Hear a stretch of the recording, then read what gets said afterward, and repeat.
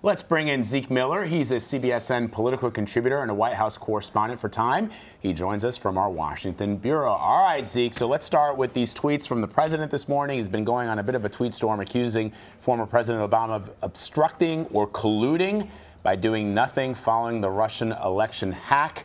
What exactly is the president arguing here? I sort of feel it's like a line from The Princess Bride. I don't think those words, or using those words, means exactly what you think they mean, colluding and obstructing the former president. What do you make of it? Yeah, I think that's exactly right. I know you are, what am I, from the president here. He's just, he's taken the same charges that are being thrown against him.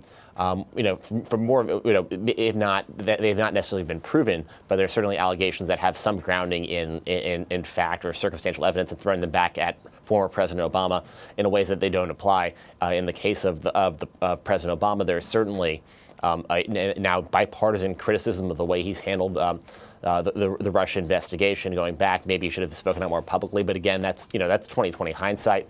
In the case of President Trump, there's still a lot of unanswered questions about his ties to Russia, as well as certainly those of several of the aides around him. And now the new investigation, sort of the more active investigation, is sort of the effort to cover up what may or may not have ever existed there before, the potential obstruction of justice investigation over his firing of FBI Director James Comey. So it's two different things that, I think this is just President Trump embracing the vernacular of being what's used against him, against his predecessor. Well, it certainly seems so, Zeke. And the question, I guess, is, from the White House, are you hearing now, because the president has been tweeting about this, that they are ready to definitively say that President Trump believes that Russia did attempt to meddle in the 2016 election? Because it's been unclear, although they've pointed to the statement that Mr. Trump made earlier this year, that he did believe that Russia hacked the election. But it's been hard to get that kind of response from the White House press secretary and from the president himself subsequent to that statement.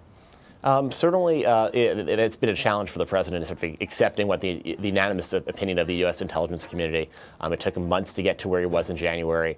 He's been very quiet on that since. The folks I'm talking to at the White House, still trying to refer this entire issue to the special counsel. Some of them are really on message there. But the president certainly is trying to, it seems to be living in both camps. He doesn't want to forcefully sort of discuss the role of Russia in 2016, because to him still that would seem to be undermining his own credibility, his legitimacy as president, because if Russia did hack, didn't have an intent to help him at the expense of Hillary Clinton, he has to come to grips with that, and he has not, at least publicly, done that. Yet at the same time, the opportunity to at least shove some of this controversy onto his predecessor is an opportunity that is too good for him to pass up. So we'll see how long he can keep this up. Zeke, you mentioned staying on message. What do you make of the president's decision to continue speaking about this? Isn't he just giving oxygen to this story when Republicans really need to focus on health care? Yeah, to a certain extent. I mean, obviously, right now, health care is very controversial. We're watching the sausage get made on that legislation, and it's not pretty. So there is always that element of, is he trying to distract from something like that?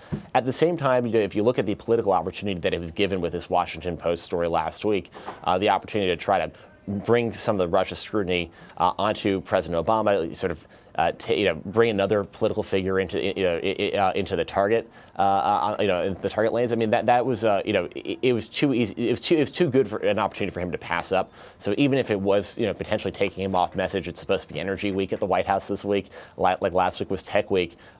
He feels he has to do that, and that's sort of his instinctual way of communications. The White House say it's of nothing to do with this. This is the president sort of going his own way.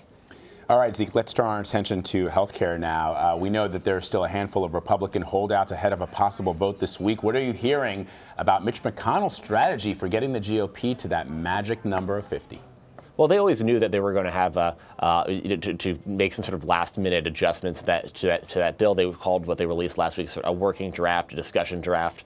And the conservatives who came out, the Ted Cruz and the Mike Lees who came out Friday, saying they would not support the bill. They had always anticipated that, as well as over the weekend some of the signs of softness from moderates among Senate Republicans. They knew that was there. They're hoping they can make enough tweaks. At the same time, a lot of Republicans are saying Rand Paul is never going to get to a yes on this bill. And some of the language we heard from a number of moderates, Susan Collins, Ron Johnson over the weekend, really does indicate that maybe this thing just can't happen this week, or at least it can't happen this week in any successful way. Zeke, the president also tweeted about health care this morning, writing, quote, Republican senators are working very hard to get there with no help from the Democrats. Not easy. Perhaps just let Obamacare crash and burn. What do you make of that message? And that's the sort of testing out a message that you begin to make if this bill went down, or if it had to be pulled from from the Senate calendar this week. It's similar to what we heard from President Obama back when the House bill had to be pulled and it looked like health care was dead in the House.